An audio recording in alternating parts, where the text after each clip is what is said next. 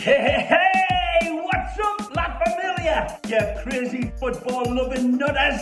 This is Ray Hudson, and you are luxuriating in listening to the Inter Miami podcast with the stupefyingly magnificent Jay and Alex. Two lads who are as electrifying as a hairdryer thrown into a hot tub. Stay tuned, because you know what it's going to be. It's going to be magisterial with an amplifier.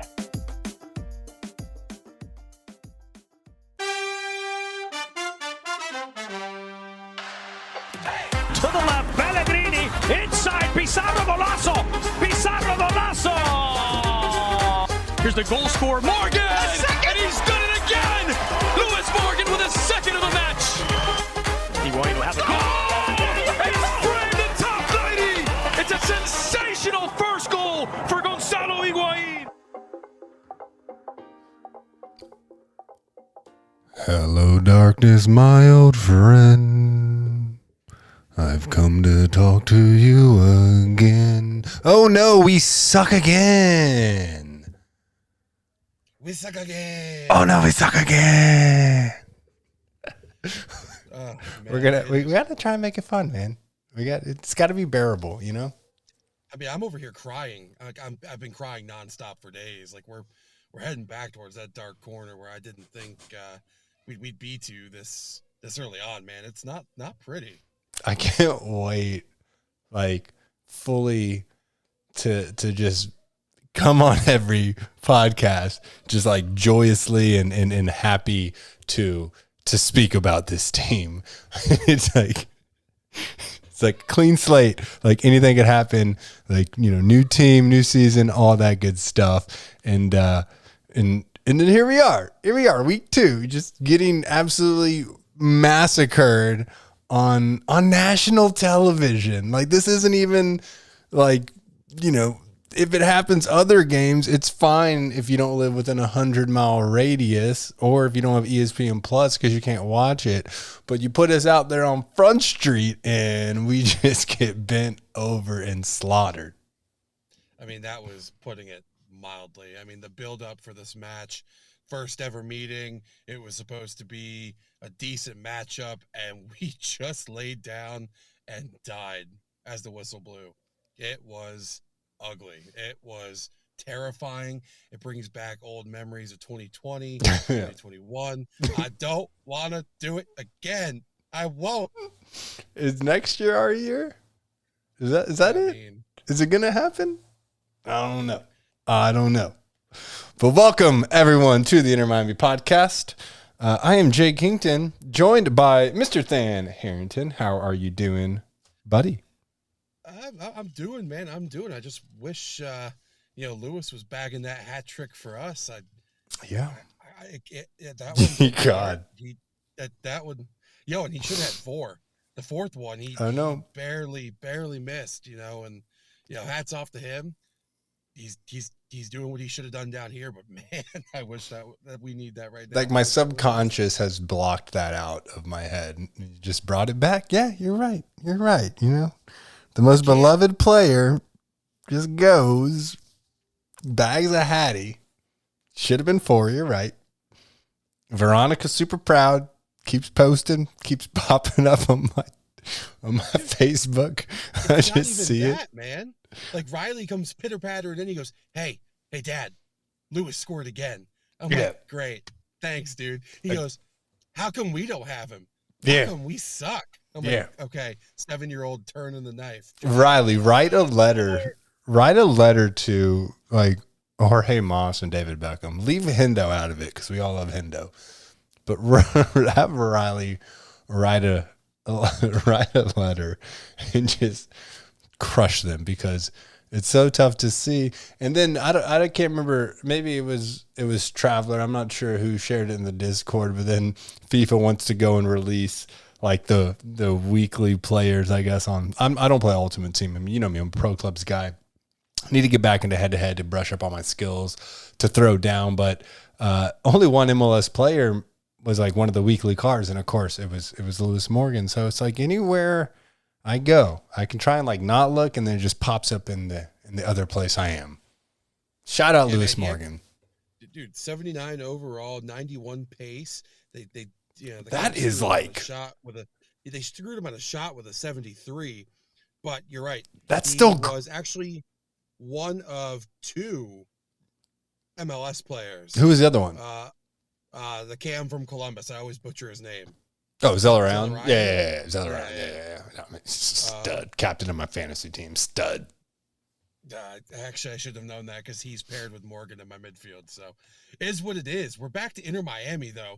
We're back to talking about this train wreck, this plane wreck, this nuclear explosion of what was supposed to be a promising 2022 season. We are. But to be fair, before you carry on, 79 for an MLS player is phenomenal in FIFA. Yeah, I mean, it's getting there. From when you and I first started, they used to be like 50s, 60s, and then like Clint Dempsey might have been at like 70. Yeah. Like worst case, that's like a whole city midfielder. Like that's like a Norwich midfielder. Worst case. I would have to agree, unfortunately, but it is what it is. We don't have him. We have to press on. Yeah. So I just want to say, for all of our new listeners that, this first time tuning into the podcast, brand new team you're supporting, looking to get on board, not aware of what's happened. We just got smacked 5-1 by Austin FC, which is an expansion team that started last year, had horrible problem scoring last year. I think total of like 35 goals last year. And they've already dropped 10 in their first 2 games. And the crazy thing is like no one's even giving them respect, albeit they did play Cincinnati and Inter Miami, which I get the Cincinnati hate, but like, damn man, like we're still that level. I know we all want to think that we're better than that, but like, no, this is where we are. But it's kind of weird that no one's even like showing them respect on like the grand scheme of the MLS.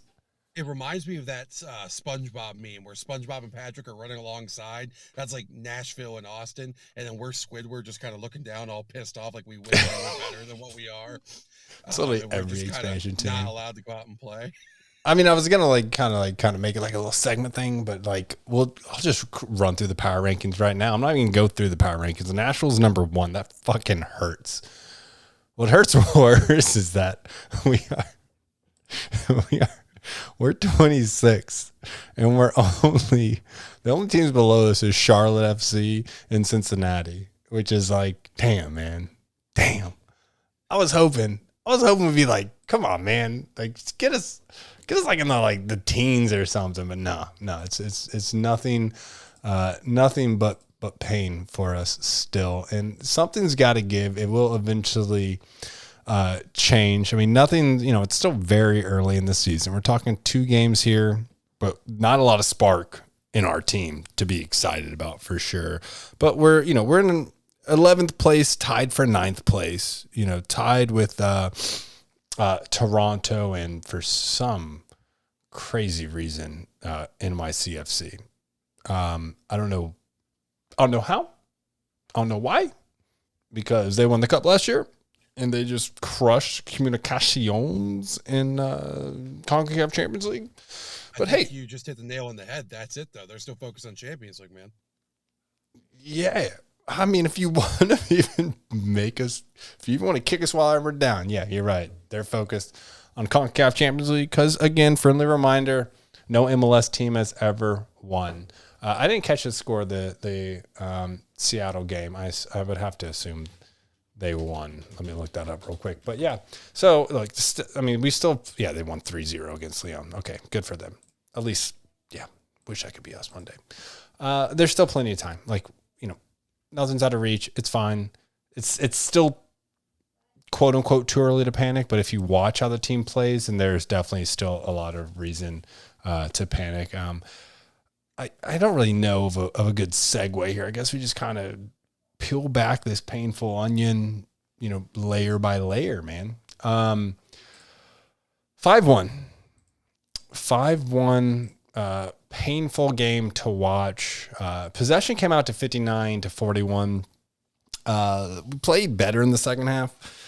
But to be fair, possession in the first half probably felt like 75-25. I mean, I don't know why we're so uncomfortable on the ball. Year 3, I get it's a new squad, but like the static, everyone's static. No one moves. Everyone just kind of sits there. No one's being creative. No one's trying to run or open up lanes or, find space between the lines. It's just so static and so painful to watch. And the part that really kind of just twists the knife is like we had 13 total shots.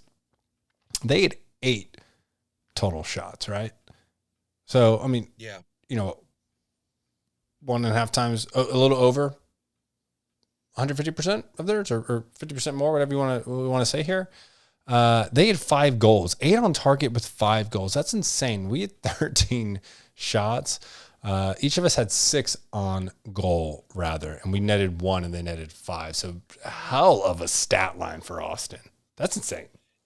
Yeah, and a lot of those shots too, like it was Robbie Taylor just coming in, just like, all right, trying to be the one-man wrecking crew, and he was just looking for any tiny window to operate to slam him in and try to get him. Like, I'm all for that. Yeah, shoot it. I mean, you played FIFA with me. I know. But to go back to the team movement, I was actually getting a little bit of PTSD from old Ole ball, because I see the pass up, the pass to the midfield, the pass to the side, the pass back. Yep. And then Diop's going, okay, let's start this again. Pass up, pass in the midfield, and everybody panics. And it's either a real shit dink ball over the top, we miss the run to the outside, or Higuain's throwing his arms up because a cool breeze tickled the back of his neck. Like, there was just there's no rhyme or reason to what was going on out there. Yeah. We got to get that midfield. If the midfield gets going and we continually feed the midfield and allow them to look forward rather than have to worry what's behind them, it could help resolve a lot of this. But our backline did us no favors this game either. So backline did us no favors. Just real quick on your Robbie Taylor comment, though. Like, yeah, he was pulling the trigger quite a bit, but like not far off.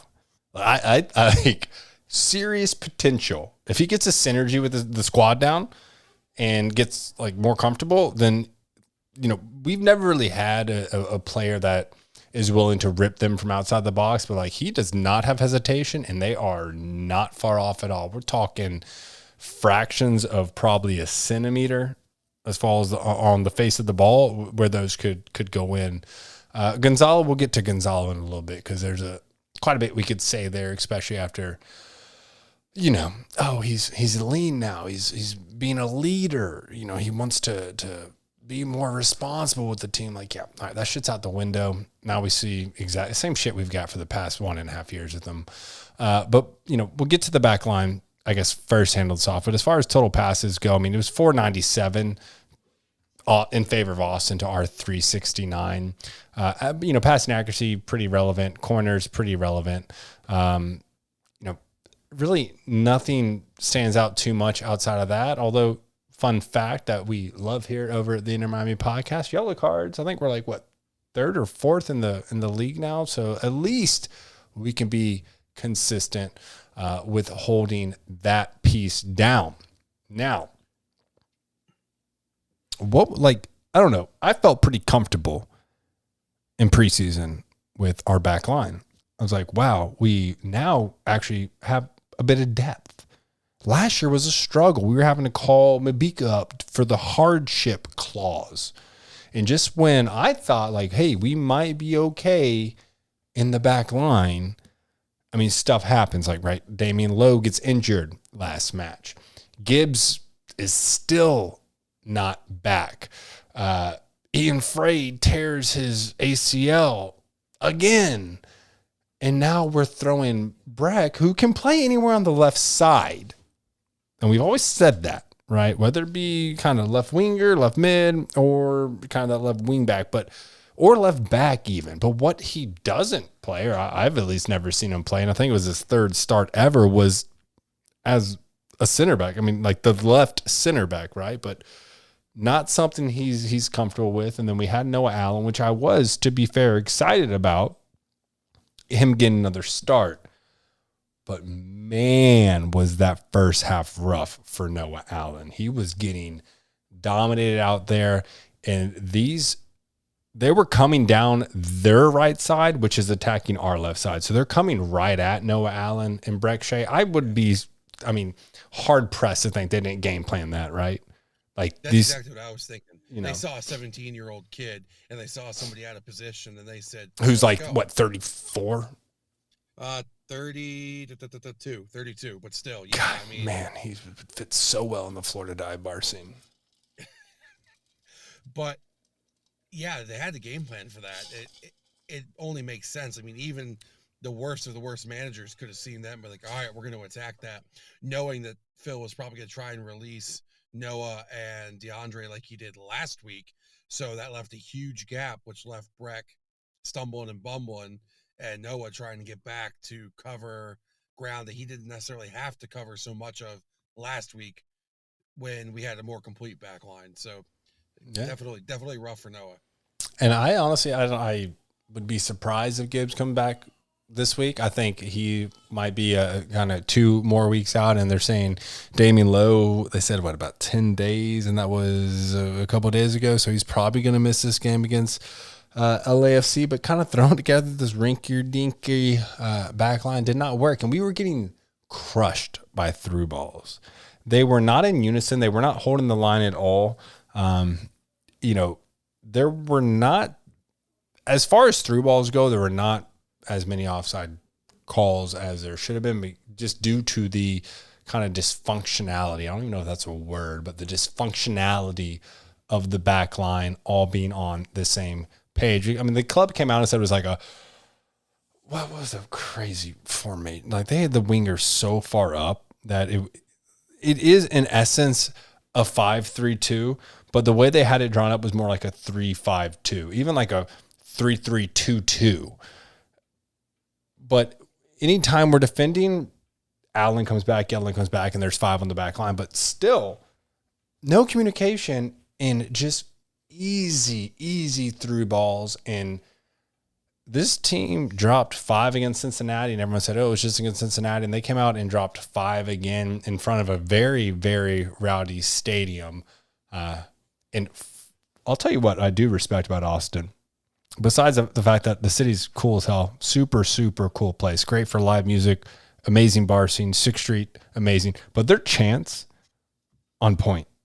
On point. It's not just songs sung by the supporter section.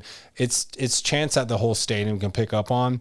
And we do the ole, ole, ole, but there's this all right, Austin FC. And then they did that Wolf of Wall Street chest thumping thing. I was like, how can you? I even heard, what's that one song, Bella Ciao? Yeah. I heard them doing it, and I'm singing in my living room, and I'm wanting them to lose. And I'm like, okay. All right, yeah. I like this. So we have that song as well. Inter Miami does. We've only used it a few times. But they also have the dale, rosado, like how we do. And there's probably I don't know, Verde Negro or whatever. But then someone commented oh, they're mocking us. I'm like, dude, they're not mocking us. All the chants we use are just recycled from Latin America. All the chants any non-Spanish market team is using are all just ripoffs of either the MLS or England. These chants have been around for quite a while. There's very few teams that kind of create a unique chant. One of my favorites is LAFC's with their little bum, bum, bum, bum, bum, bum, bum, LAFC, and the whole stadium does it. I'm not too familiar with that one, but for the most part, they're kind of recycled. But I mean, great atmosphere. I really hope that, especially once Miami Freedom Park is built, and we can cover that a little bit later, that we can match that. But back line, man, we're going to be in trouble here. We're going to be in serious trouble if we don't get Gibbs back ASAP in Low. And we're going against an attack in LAFC that is quite vicious. So I could see this getting pretty ugly and a pretty rough start for season 3. But without badgering them too much, what were your thoughts on the midfield here? Disappointed. I mean, it's easy just to say that for every aspect of this game, but genuinely disappointed. I mean, Gregory held it down, but the back line stretched, or I should say limited his ability by stretching him out to help cover. And then we didn't have an attacking presence from our midfield. It was, it was bland. It was boiled chicken breast and white rice football. There was no seasoning. There was no flair. There was no The stuff you give to your dog when they're sick. Yeah, sure. Yeah, that. It's just, I don't know. I wanted this midfield to succeed, and they're still gelling. I'm not sitting here saying we need to change, but that wasn't a confidence booster from them. We started going into hero ball where folks were just making a run, not looking for the pass from the midfield. We were just lobbing terrible chip balls up to see if the attackers could get there rather than working the ball around. Like I said, disappointment's just a word. Yeah, well, so a lot of fans are calling for Phil Neville's head, right? Stop. I mean, quite aggressive, yes, but here's the deal. First off, I'm probably gonna have to switch off G-Mota on my fantasy team because it's not what I thought it was gonna be. But our midfield is 2 CDMs and then Mo Adams. I think everyone who watched this game, and I know you'll agree, I don't even have to ask you, but Mo Adams should not start another game for us unless we're dealing with injuries. Robbie Taylor should be that left midfielder moving forward. You can't run a 5-3-2 if the 2 of the 3 midfielders are CDMs by nature. Okay, this doesn't work. We need creativity and attack-minded players in our midfield. This 5-3-2 doesn't work with Phil's players, the players Phil wanted. Right? That's the only excuse he had was these weren't my players. These were Diego Alonso's players or McDonough's players. Well, now you kind of have had your input, probably more so Henderson just being the man saying, shut up, Phil, let me build a damn winning squad for you. But I don't think a 5-3-2 with 2 CDMs is the way to go. And now we switch in the second half to a 4-2-3-1, which we're also familiar with players that honestly probably didn't fit that scheme. But if there was ever a formation, and I honestly don't even like the 4-2-3-1. I'm more like a 4-3-3 guy myself. I mean, you've played plenty of FIFA with me, you know.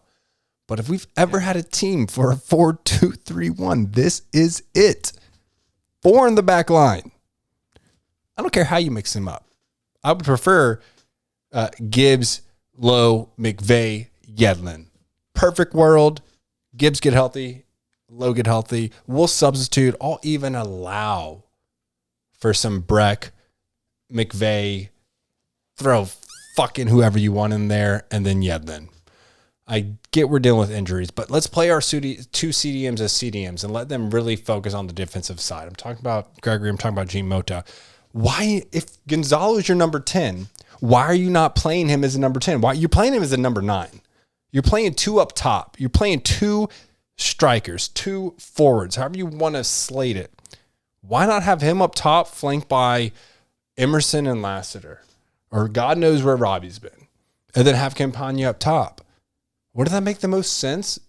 Gonzalo can be slow because he's still slow. I don't care how lean you tell me he is, Phil. He's still slow. He's still complaining. Don't make him run too much. Let him dish to Emerson. Let him dish to Lassiter. Let them create up the wings and then throw it in to Campagna. Because honestly, at this point, I think Campagna is probably the best scorer we have on our team. And that's a sad statement. I think he's got so much potential. I think as he gets acclimated, like his quick decisions, just the quick-mindedness of him, I think will let him get far in this league. I think Gonzalo is way too slow in this league. Oh, absolutely. I agree with you. But if you remember last pod, I was also saying, Campana can be a Chicharito, a Cavani, that sneaky goal scorer. But now where the squad sits, I would not have believed he would be our best yet only goal scoring option right now. Yeah. I think you're right, but I have a sneaking suspicion when it comes to Gonzalo, the front office is like, dude, you're going to be out of here. Do whatever you want. Like, just if you're going to play a 10, but you want to run up front, do whatever. We don't care. Like, just this is your swan song, and then adios amigos. Get out. Like, yeah, that's the only thing I can think as to why he's not playing a true 10 because he's smart enough. He knows the game, so we can't blame inexperience. I got a feeling he just doesn't want to, and he wants to play Gonzalo ball. See, I just have the feeling that like there's no one else that is creative on the field, and that he's the best option they have to try and be the engine to run this team. And the fact that they came out and said, he's lean, his attitude's changed. And then in the first and second game, we already see him going back to his old complaining ways. Like every single time. I would like to see him get fouled, get up, not say a damn thing, and just start running, get back into the play. Why? Why is everything such a complaint?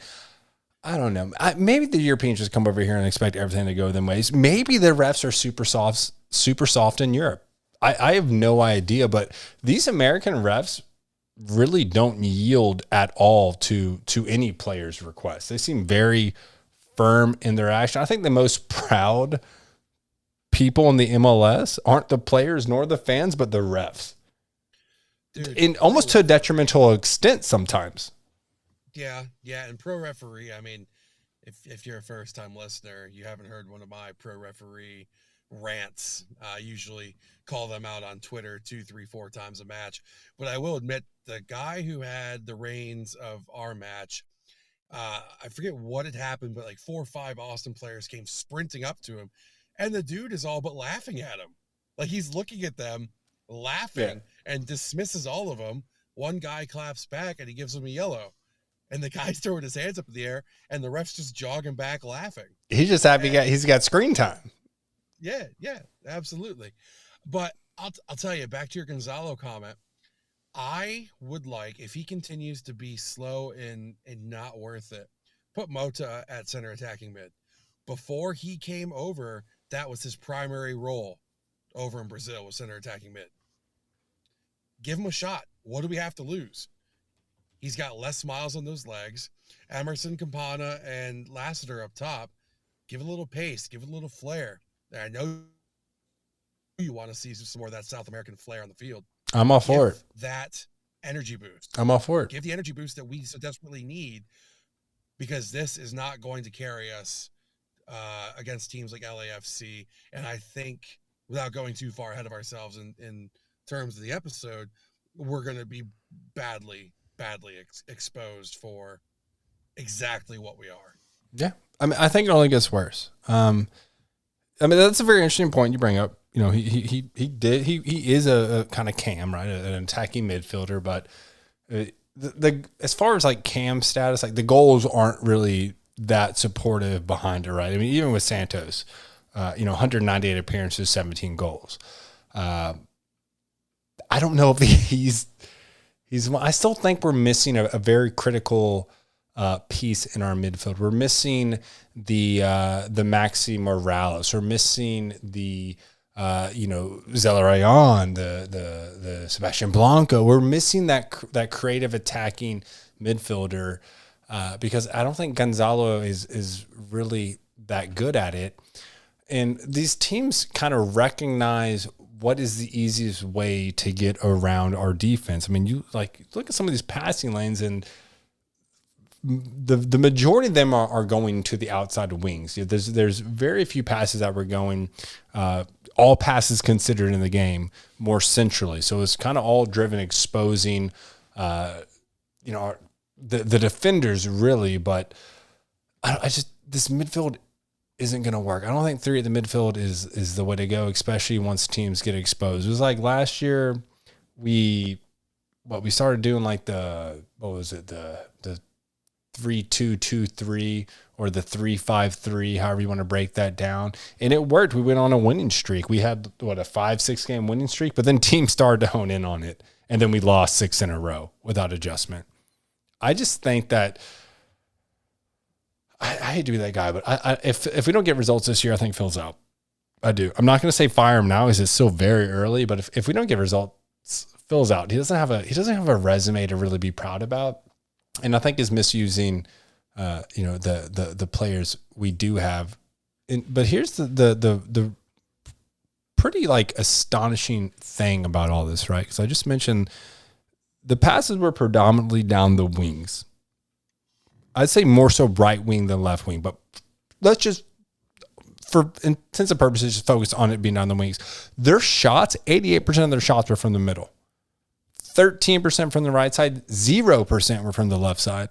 So they were just going down the wings, cutting that ball back and across, and then they were just ripping it. And you really can't even blame Diop. Diop had a hell of a first game, but with no back line that's intact, no communication, no cohesiveness on the back line, we get exposed. And it's a freaking bloody massacre. And just when we think like we're going to like, oh, wow, it was three goals down and then we scored. It was like, oh, 2 goals. Like maybe there's a chance. No, and then they just Austin, to their credit and high praise to them, did not let up, off the throttle. They said, we're going to bury this team just like we buried Cincinnati. And it makes sense because they're still not getting respect in the national media. And if they carry that mentality, and Sebastian Juicy might be the best acquisition, probably way too early to say that, but could be one of the best acquisitions of the year. Also someone that Inter Miami was interested in, but we spent all our time on Rogero, what the hell is his name? Martinez from Club America. We're going for the more big name players, but look, it's one of the, I'm not going to say smaller name players, but not as a big name player who can be the difference maker for him. And then Fagundes runs all over us. And it's just, man, pain. That's all I get in my life. Yeah. Story of my life here, but it was very easy to see the game plan for Austin. They were running as far as they could against Yedlin. Once he got set, it was tiki-taka through the middle, or it was expose the hell out of Noah, which, again, Noah's young. I know I'm high on him. I'm still high on him, but I also said he's going to get exposed at some point for his youth and his inexperience, and having somebody out of position like Breck really exposed him. But back to their goals and their shots, they were doing tiki-taka through the midfield and then letting it rip because we had our shoelaces tied to each other, and we were like running circles around each other. We didn't have, I don't think that Phil had a good game plan for the tiki-taka style football. I think he was trying to expect a slugfest, and maybe he fell asleep in watching the Cincy tape, but especially that last goal, which was absolutely gorgeous from Austin against Cincy. It was like, and please don't take this as me comparing them to Barcelona, but it was like Barcelona football. Pass, space, shot. And it was quick. Yep. Our older defenders were out of place, couldn't keep up, and left Diop on an island. It's kudos to Austin. They exposed us. They wrote the playbook on how to beat us unless Phil makes changes, and that's that. That's a fair point. And fans, feel free to message us on social media or chime in on the Discord if I'm wrong, but I'm struggling to think of one tiki-taka goal that Inter Miami's ever had. I think back to the second game against DC where, that was a pretty long pass from, I believe it was Robbie to Pizarro, but there's never been complete dominance in the box. Everything is very aggressive, counterattacking, and kind of bull mentality. There's not a lot of calmness or presence to try and break down defenses. And going back to what you said, Yedlin got exposed. This was not a good game for Yedlin. To be fair, he's got to, get the rust off, get back up to speed in the MLS. But as far as our attack went, a pretty, I guess, decent breakdown. Preferred the left side, but pretty even, across the board. Again, heavy on the left side, but up the middle, 31%, on the right side, 23%. So at least we're trying to stay consistent. The 46 on the left side would probably be skewed a little bit because Robbie Taylor is just fucking me reincarnated as an actual athlete out there on the pitch with a mean right foot. And I think he's going to drop some goals this season that are going to get the crowd very, very rowdy. But we're kind of going back to where we were the first season, and probably honestly for most of the second season, which these long balls have to stop. We got to get comfortable. We need dynamic players that are going to run around, open up passing lanes, create chances, because right now it's very static. And once the press comes, we just kick it long and pray for the best. And in this game, we were horrible at pressing, whereas like you go back, last game against Chicago, we were much better at pressing, much better at containing. But this game is like we were just completely flustered and all over the place. And then once you identify that we're just getting shredded on that left side, once Noah Allen's getting shredded and Breck Shea is just out of position and not really comfortable, you got to make these adjustments. And I mean, to Phil's credit, he did. But I think most fans are over the 5-3-2 and then at halftime transition to the 5-2-3. I think we want to go back to where we can get as many of our best players on the field as we can at one time. And I don't think we're going to win many games in this 5-3-2. It's a very defensive-minded game, and like we don't have the players. Like we're dealing with sanctions. We don't have the players that can run in that defensive formation and then just start scoring a bunch of goals. It seems like for the most part, the first half in Phil's mind is absorb the pressure, and then second half see if we can, kind of squeak out a counterattack or maybe make some changes, in the latter half of the second half to create some chances. Why not just go out there and play a full, well-rounded game in a fairly either balanced formation or a more attacking mindset of a formation? Yeah, I agree with you. And I know I'm probably going to eat a little bit of crow on this because I defended the formation last week. But I think it's different if Lowe's healthy. But I would also agree, like, we need to stop waiting. Stop waiting so long to make the changes. You're not going to get any different of a result by continually hammering away with the same formation. Mm-hmm. I mean, say it again. Say it louder for the people in the back. You're not going to get any different result by hammering away with the same formation. What's the definition of insanity, Than? Doing the same thing over and over and over and over and expecting a different result. It's probably one of the easiest things to understand, and yet way too many people expect change out of it. Like I don't understand. I mean, Driussi scored the 22nd, Cascante scored in the 26th, Driussi scored in the 51st, and then Phil was like, maybe I should do something. Campana scored in the 53rd, and then it was Finley putting us to bed. It was way too slow. Mm-hmm. Be proactive rather than reactive. Mm-hmm. If he went out there and had a whole different formation, had players plugged in where they needed to go, and we lost, but we put up a fight, I'd be okay. I shouldn't say I'd be okay with it. It would be less painful than a 5-1 where we look disjointed in every single aspect, including the managerial aspect of the game. No, I agree. And if you're that concerned where you think you can only defend with 5 at the back instead of 4 at the back, then like the formation is the least of your concern.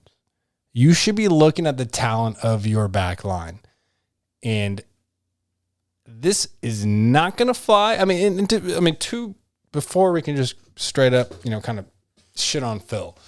To be fair, he has changed formation several times throughout a season. And I hope he takes this as a lesson, lesson learned and to make that adjustment, because the starting 11 he puts out are missing at least 3 of the best players on the team, right? You want to put forth the best 11 you can, and this formation just isn't cutting it. It's not cutting it. It's God, La Familia, Inter Miami, lovers and supporters, man. We've been through a lot. We deserve free parking.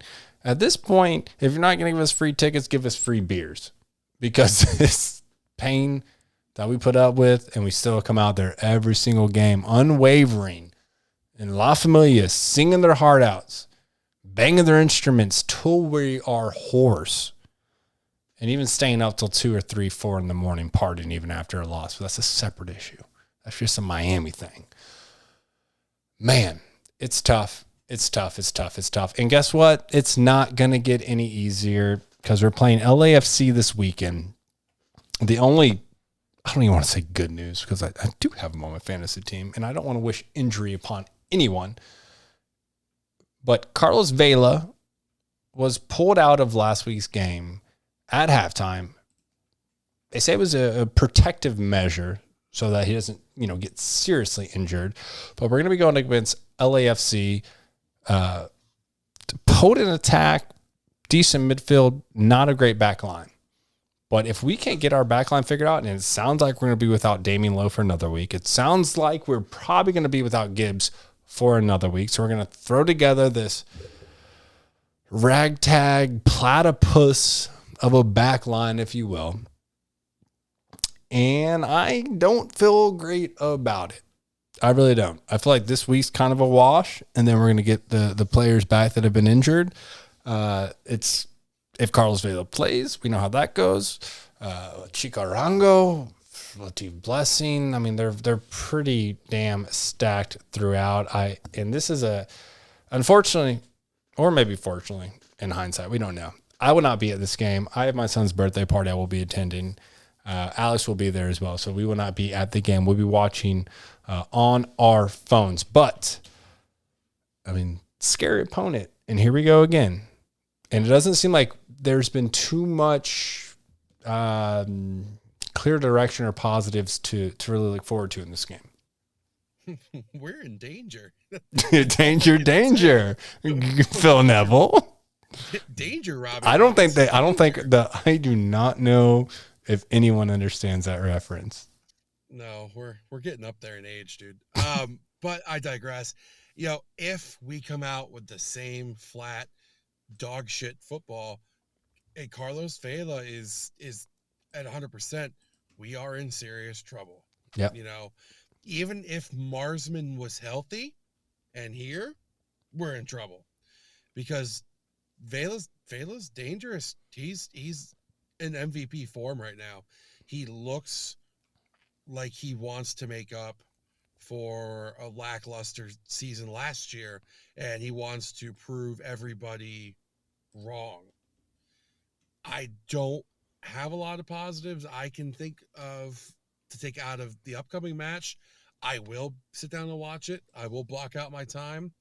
Lucy's probably going to get pissed with how much I yell at the TV, but it's going to be one of those things I have to sit through and watch to see if Phil even can make any rational changes, if he can have any good ideas on how to stop this potent attack. If he doesn't, surprises me, cool, but I'm not expecting too much out of it. Yeah, no, very potent. Everyone knows who Carlos Vela is. If you watch MLS, you know who Carlos Vela is. But Vela's been dealing with injury, especially the second half of last season. They acquired Christian Arango, Chico. I'm not really sure. If an LAFC fan listens, please correct me.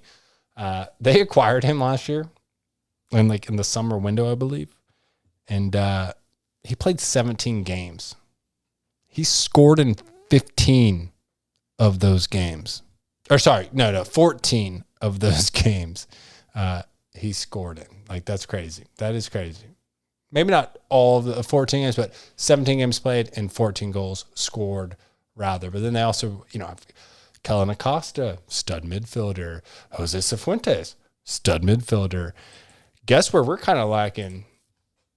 Pretty much all over the pitch, but certainly in our back line and in our midfield. This could get ugly. I'm going to be you saw me, or you not saw me, but what you did see me and hear me, because we can see each other on our computers as we do this. Last week, I did 1-0 Inter Miami because I wanted to be humble. I'm going to even go more humble. Okay. I'm saying 2-0 LAFC. Yeah, I'm going negative humbles. I'm going on the opposite team now. Well, if you're going that route, I mean, my initial thought, and I wish I could say something better. I'm going 4-1 LAFC. I mean, the only way I can think that this goes our way is if Big John McCarthy comes out. He's like, "Yo, coach, I got this one. I know how to stop him." And then he comes out with his dad hat, and we just blast him for 6. I just see like McCarthy coming out and like fucking like RKOing something like Vela or something. Just completely like not even on our team, dude. Just like hops the fence, just like stone cold stuns them and then runs off. That's the only way we're winning. And then Gonzalo just nods in approval. Yeah. And then picks up and throws Noah Allen into the bleachers because, he's pissed off about something else. Like, it would be a wild time. But, 4-1, I think we get run off the field. And this is new for me because I'm never, like, I'm always the optimist. But the old saying is that hope kills you. It's the hope that kills you. It is, where was? Gone. Oh man, I was watching some sort of soccer documentary, and it was the hope that kills you. All right, I mean that was 45 minutes of sadness. So I think we did our part, guys. I really think we did our part. Okay, we came here, we talked about the game. As painful as it was, let's move on to maybe some sort of good news that probably still won't affect the upcoming game this weekend against LAFC. But there was a sneaky member of our Discord who got the inside tip that was then reported by legitimate news establishments who did not give him credit, although Traveler did give him credit. So we will give him that piece. But the rest didn't. The legit news organizations did not. But we're talking about the Nuka Bomb, Mr. Nuka Cola Vendor, Mr. Cali Yorituya. I don't even know if you roll R's with that name, honestly. But big story, I'd say, that broke yesterday morning, right? Was it Tuesday? Time is a construct. I've been sick. My whole time's messed up. Yeah, you're right. It was yesterday. Okay, we're talking about Mr. Maynor Alexis Figueroa Roches, better known as Maynor Figueroa, was spotted outside Inter Miami training's facility yesterday. Walking in, he's been, I guess, trialing with the club this week, potentially making a signing. If you're Honduran, then you know exactly what I'm talking about. He's the captain of the Honduran national team, which I was able to go to the Colombia Honduras game with Luis, a.k.a. Megabata. Big Honduran fan over here. I actually have a Honduran jersey, just don't know where it is, somewhere in my house. But played in the EPL, played quite a bit for Wigan. I mean, he was with the Wigan for, what is that math? 6 years in Hull City, then back to Wigan. Then he came to Colorado, FC Dallas. Most recently played at Houston Dynamo the previous 2 seasons. Stud career. I mean, he did rip a goal from midfield? That's very Seminole 502-esque. I will say so myself. Obviously has the experience. Obviously has the quality. Being an international captain, right? Playing for EPL teams, playing for a few MLS teams. He's got not only that great European experience, but he also has that what I think is kind of crucial, actually, that MLS experience as well, to really understand the league. He is a defender. He is a center back. He's only 5'11", so he's going to bring down our overall height, but we'll forgive him. We will forgive them. We know our brethren in Central and South America, just genetically, are, a little, height challenge. But that's okay. That's okay. I'm actually very happy about this. And maybe because our Discord's hyped him up, because we do have some really big supporters of him in there. He will be a key piece. He'll be a fill-in player, right? We don't expect him to play every game of the season, but, he can slot in there when needed and do it. He is, however, 38 years old. So I know we've been teetering that line of like, we don't like Gonzalo. We don't like Matuidi. They're old. We want the young, the youth. And I agree with that. So I guess my only hang-up issue here is that he is only 38 years young. And but besides that, I think good film player. What are your thoughts here? I don't like it. You don't like I don't it? like it. Can you? Oh, Do you care to elaborate? yeah, he's 38. And I mean, if they were desperately looking for a defender, I will fly down there, get my 6'4", 363-pound powerlifting frame onto that field, and I will vintage somebody. I will murder legs. Yes, I will murder legs. You won't have to worry about Carlos Vela because they will find him somewhere underneath the dirt. He'll be forever under the goal. We'll memorialize him out there somewhere. So is there nothing to say that he's 38 years old and still the captain? Or is that like an honorary captain title? That's probably like an honorary, that's probably an honorary type deal. Like, I don't know why we continue to do this. You are telling me that there is not someone better with less mileage on their legs. Bro, he's the Latin Shawcross. Which makes it worse. You are not helping. And for those of you who have not been here before, Jay likes to get me wound up because he knows when I start going and I just can't stop. Especially when I get pissed off about shit. Are you kidding me, bro? You don't want to see a back line with all ex EPL players? Are you kidding me, bro? Ex EPL players with their AARP cards. No. Yes. Yes. It would be quite amazing. Like we could literally have Gibbs. Who else could we get? Who else has EPL experience? Why am I blanking? We discussed this earlier. We got Gibbs. We've got Breck Shea. We've got Yedlin. We've got why am I blanking on this? We have 5 center backs who have played in the EPL. I think it would be absolutely amazing. I mean, not amazing from a stat standpoint, not from a game winning standpoint. But to be fair, we probably can't get much worse. But again, I want to hit the point home that either we are clearly that bad where we can't get anybody else, or this was the only available option. And I refuse to believe that. There must have been somebody else out there looking for a club that has some sort of experience without the cartilage between their knees being completely gone at almost 40 years old. I refuse to believe that. I'm not buying it.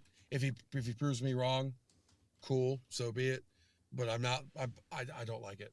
I don't like it. Okay. With all seriousness, I mean, yeah. Could be right. Although it would be fun to have all these old guys. I wish Shawcross was still on the team. Because that would be pretty slap heavy. I was disappointed. I thought Shawcross would do something. Rainy night in Stoke, but he couldn't handle the humidity of Miami. It just, I don't know, it wasn't meant to be. The coolest thing about Shawcross coming aboard last year was actually coming down to the stadium for the Columbus match, or going to Philly or going to DC for me, and seeing all of the random ass Stoke fans coming out of the blue. There was, when I went to DC, I think Riley and I counted at least 20 Shawcross Stoke jerseys. Well, I mean, that's cool. But I would be hard pressed to say you'll see one Wigan Maynor jersey. Fair.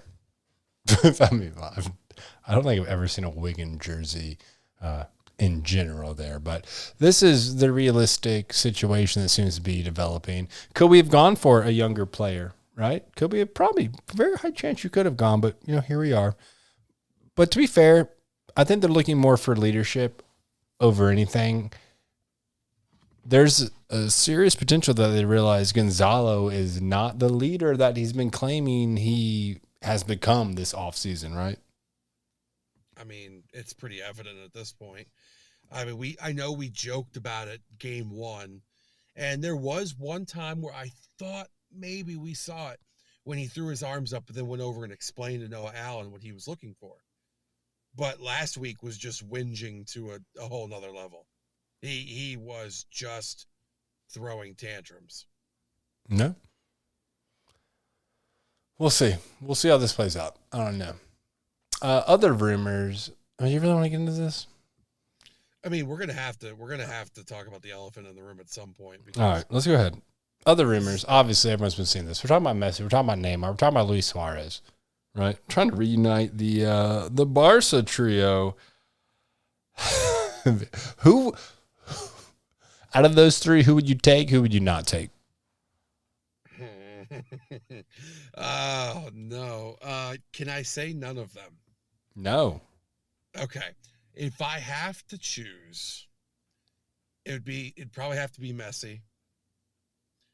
I don't like Suarez in any fashion. He's a terrible human being. I cannot stand him. Neymar is a prima donna. I think Messi, out of the three of them, would bring the most to the team. Clearly, he's one of the world's best. I mean, he's third best to Ronaldo and Lewandowski. I mean, there's no shame in that. I think he would come here, bring the fan base, bring the money, bring the experience, and not have all the drama. Personally. Neymar is too showboaty. Would he fit the mold that Miami's looking to create? Possibly. He would be that Brazilian connection. He would be that South American flair, but he also is a drama queen, and we don't want that, in my opinion. What's your take? I'm taking all three. Like, they're not Gonzalo Higuain, right? They're not Gonzalo Higuain. It's stupid to not take Messi. Amazing marketing scheme. Still amazing player. We'll shred the MLS, right? You can't even argue with that. Neymar, you know my stance on Brazilians, still has many years. I don't think Neymar comes for, if he does, like probably 4 or 5 years, right? Luis Suarez, yeah, I'll agree, horrible human being, but still putting up goals. So these are in a different tier from Gonzalo, which is in a different tier from Blaze, which is probably in a similar tier to Pizarro. So although I do want to go the youthful route, I think it would be stupid not to take any of these players, because I still think that they could shred the league. I told somebody in Discord, and I will go on record by saying, if Luis Suarez comes to our team, I will not cheer for him. Even if coming to our team means we win it all, I will never, ever, ever cheer for Luis Suarez. But full disclosure, that's just because you're a Manchester United fan. No, not just because I'm a Manchester United fan. He is a racist, and he bites people.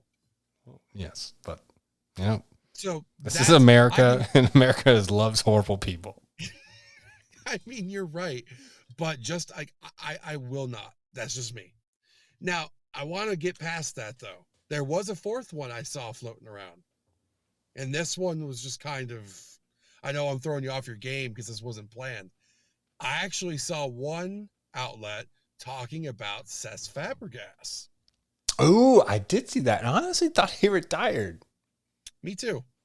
But no, I would say no. I say he's too old, and I don't think he can add enough value, because if we're talking Messi, Neymar, Suarez, what you're looking for is goals scored.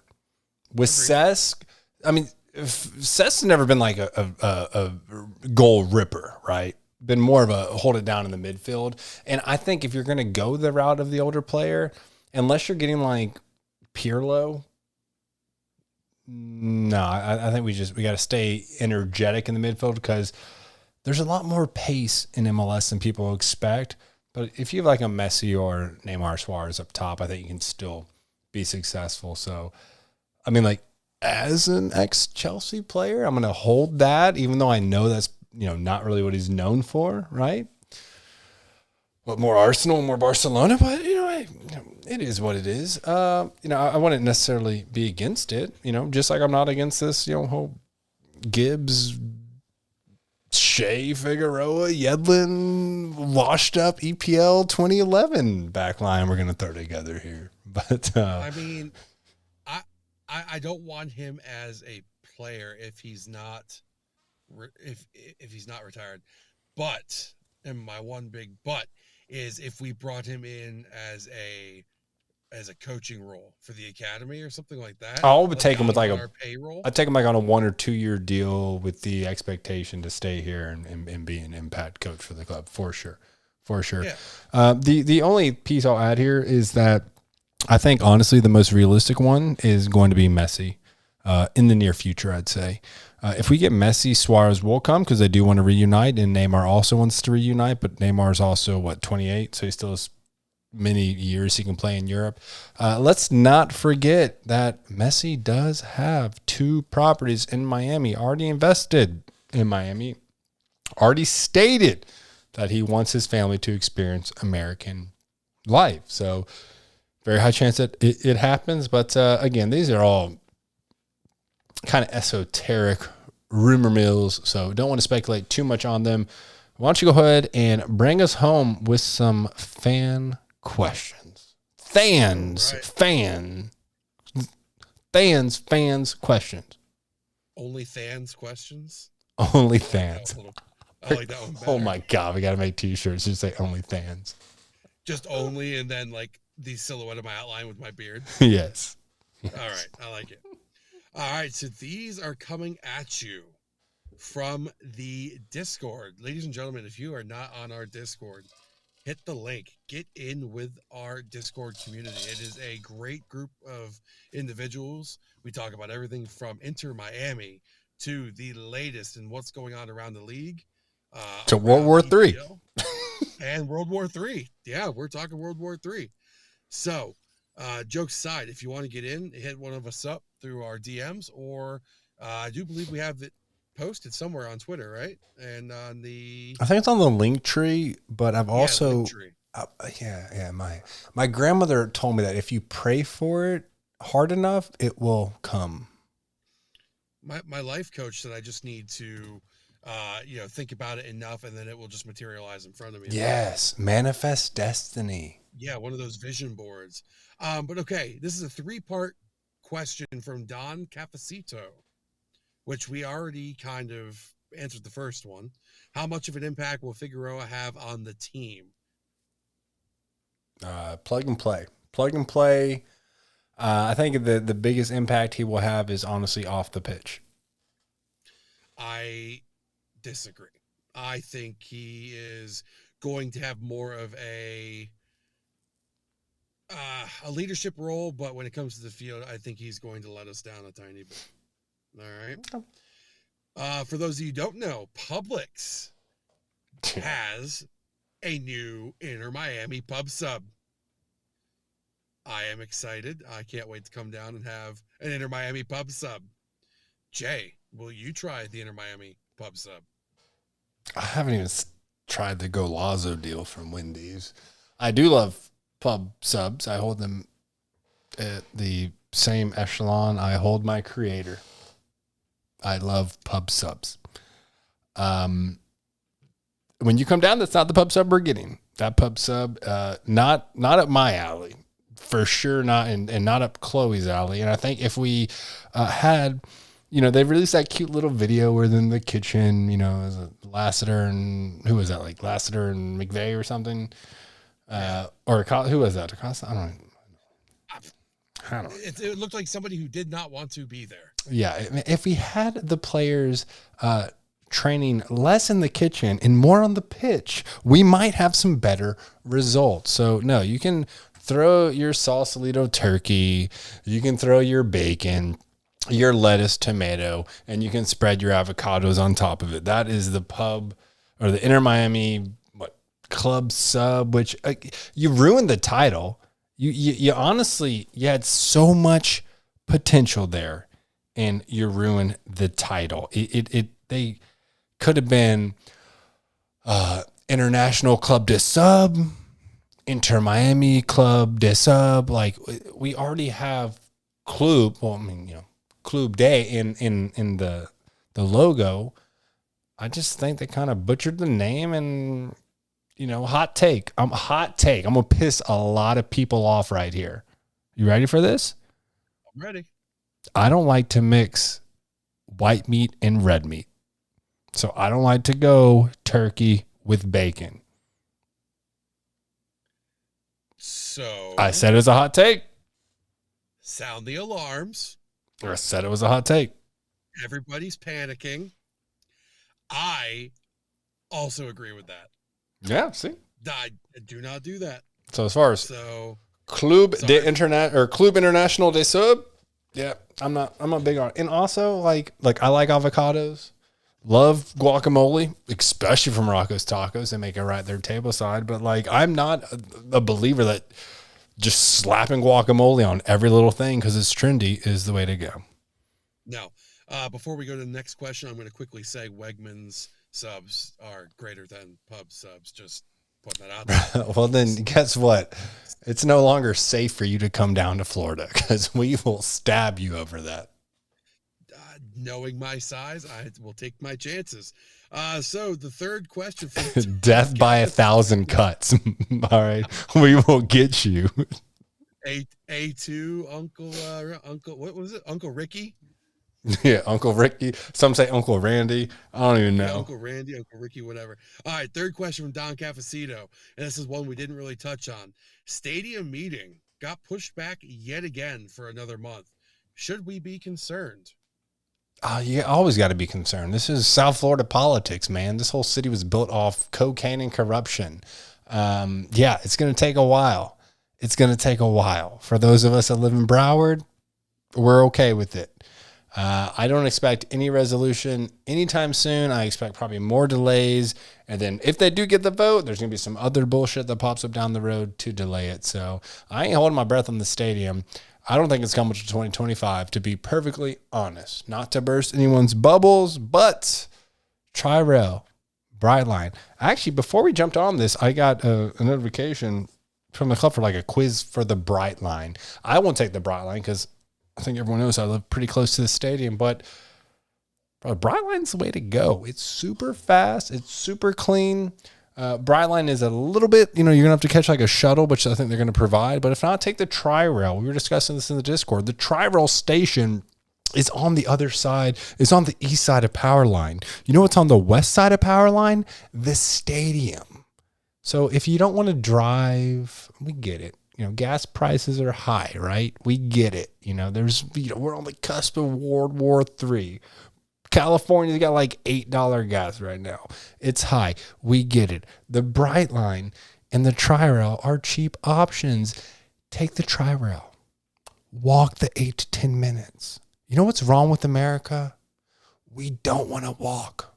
We don't like to exert ourselves. It's good for you, America. Get out there. Walk. Sweat. Get shredded. Take the Tri-Rail. Easy solution. So I gotta back that up because when we go down to Baltimore from my house here, we only go about halfway and we take their light rail system in. Because you're pretty likely to get shot when you go into Baltimore, but it takes you right into Inner Harbor. It's a clean, it's efficient. You don't have to worry about your car being left in a bad area, and you hit the nail on the head. Gas is going up. We got to look for any options we can to maximize and stretch out our cash. And that's going to be an awesome investment if, the greased palms of local government can get their act together and think about the people rather than think about their wallets here. Yeah. It would be awesome to have that right outside the stadium. I mean, look, Brightline won't be there just because of the way the rail's set up, but they will be completing it up to Orlando. And I fully do expect all of our Savage listeners and Lofton to get on that Brightline from Fort Lauderdale or Miami on up to Orlando, because that's going to be a hell of a fun 3 hours on a train that we're probably going to get kicked off. Shout out to Baltimore. You said it, man. Baltimore, where they shoot you in the dark of the night like Christopher Nolan for talking out of your colon, baby. Be more skirt. We got more questions? I kind of hope we did after that, but no, we